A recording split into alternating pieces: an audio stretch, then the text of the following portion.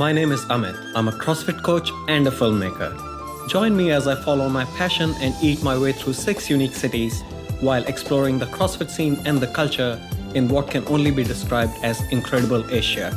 Welcome to Out of the Box.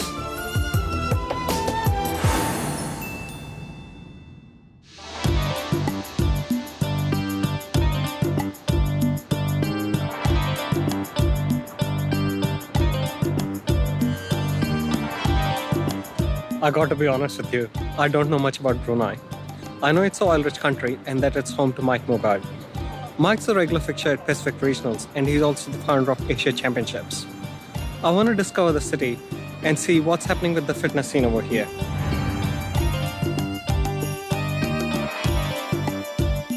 The Sultanate of Brunei is an oil-rich Islamic country with many beautiful mosques.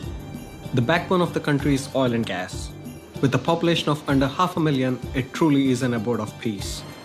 Brunei may be one of the world's richest per capita nations, but they haven't dumped tradition in favor of modern life. One place where you can see that is at the morning market, meters from downtown. Bruneians love to eat out, and there are many excellent restaurants in Brunei thanks to the large expat population. I'm catching up for some food and a chat with the Mogards and Nas at Gedong Night Market. Actually, I was over in the Philippines visiting and had a friend who was working at the embassy here. And so came on like a $30 Cebu Pacific flight on an adventure with a friend, kind of a free place to stay sort of thing. And ended up kind of hooking up with an investor who's like, hey, love to start CrossFit, need a trainer. And then just things kind of started from there. So we were either going to start one back in the US or kind of take an adventure over to Asia and do the CrossFit thing over here. And we just kind of took the plunge and decided to do something different. The trip here to like learn about Brunei was in 2010. We actually didn't end up heading over until 2012. So it took a little while to get the ball rolling. Asia Championships, how did it start? I remember like specifically, because I think it was in December when Castro announced that there was no more Asia Regional, Super Regional. Like right away, I was like, this can't happen, you know? Like, I mean, we got it. Like we understood like why and you know, understood the idea behind why, you know, Asia didn't get one anymore. We were just super bummed because 2012, 13, 14 regionals, the ones that I participated in, it was super fun. Everybody got together. It was kind of a big gathering. You know, Asia's so spread out, right? So it's like the one chance that everybody's kind of has to get together, and we just didn't want to see it go away. So actually, Nas and I shot a video. Like, being sad that Korea was like over, and it got a bunch of shares and stuff, and just kind of gained some momentum, unified the region a little bit, and just said, hey, let's, you know, just because the regional's now in Australia, which is cool and great, and I love it down there. We just wanted to keep the community together once a year and just give everybody a reason to come out and compete and to hang out again. So we just wanted to be another platform and just, yeah, I want to keep the thing going. So that's where it came from. So, right, so the update show just came out, or the cool down show at the Invitational, right? And one of the things that was really cool was Castro said, hey, like South America gets their own regional. And he kind of gave away the playbook on how that happened. It was just on open signups, right? There's just a massive amount of open signups in South America. And he point blank said, like, Asia could be next. Like, it's just a rally to, I mean, it's just, if the Asia community rallies around the open and gets signups, then, you know, we'll earn the regional back, which is awesome. And that's what we want to do. But obviously with Asia Championships, then that's kind of the space that we're in right now. And so, you know, what does Asia Championships become when, when regional comes back? Because we want it to be back. It's not like we don't want regionals back. We definitely want it back for every reason out there, right? So then Asia Championships becomes something like the PGA Tour money list, or Asia Championships becomes like the Winston Cup Series, where it's a chance for people who are in competitive fitness to have a scoreboard all year round to who's the best in Asia. Now all of a sudden there's incentive to go out and compete and win and podium because you're getting points based on how you're doing all year round. And I think it's time for somebody to kind of create this standardized leaderboard.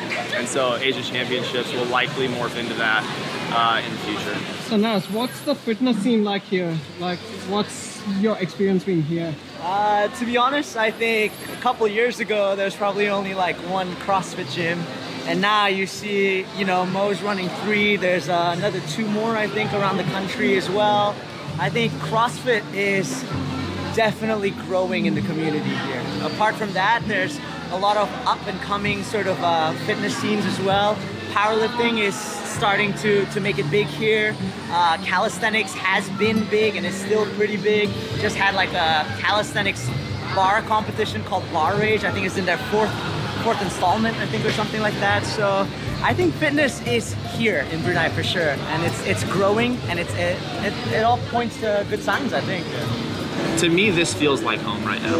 Yeah, this feels like home. I mean, I say that because this is where our career is. Like, we go back in the summers, right? We go back for a month in July. And so when we go back, like, this is where our community is. This is where our gym is. This is where my career is. This is where our kids have grown up. This is the culture they know. This is the place we vacation. This is the place that, we travel together. So, yeah, this is where it's at. This is home.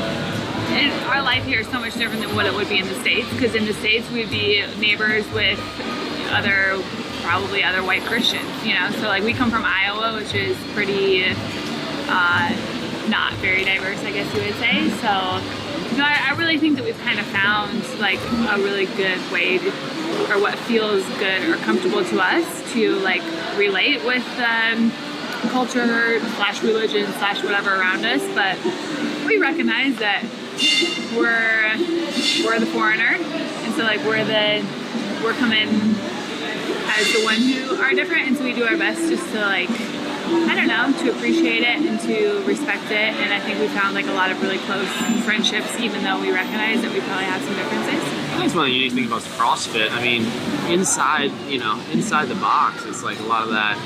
I think a lot of the barriers that might exist outside kind of break down. And I mean, you hear that across the board, right? Like story kind of all over the world. Yeah, I mean, fitness is a unifier. So yeah, I mean, we have, people in different religions, different faiths, different ethnicities, different backgrounds, but I mean, it's a little bit cliche almost now, but it's true. Like, you get in there and suffer together, and it's amazing how much common ground and unity you'll find, and different belief systems and backgrounds, and how you grew up, and race and all that stuff seems quite a bit less important, at least compared to your connection and friendship and just the way you're relating to each other. So that was for you. This is my best friend. Whoa! It's the first time that's been admitted on camera, man. What was that? I missed that. It's official. It's official now. He said I'm his best friend. I got that. On IG story. Home to around 13,000, Kampong Ai is the world's largest water village. And you can't miss it if you are in Bandar Seri Begawan. It was the de facto capital of the Bruneian Empire a few centuries ago. Brunei is home to lush rainforests, a laid-back vibe, and genial people. It's been heartwarming talking fitness and friendships, but I feel like I've barely scratched the surface of this small gem of a country. Looks like a future visit is definitely on the cards.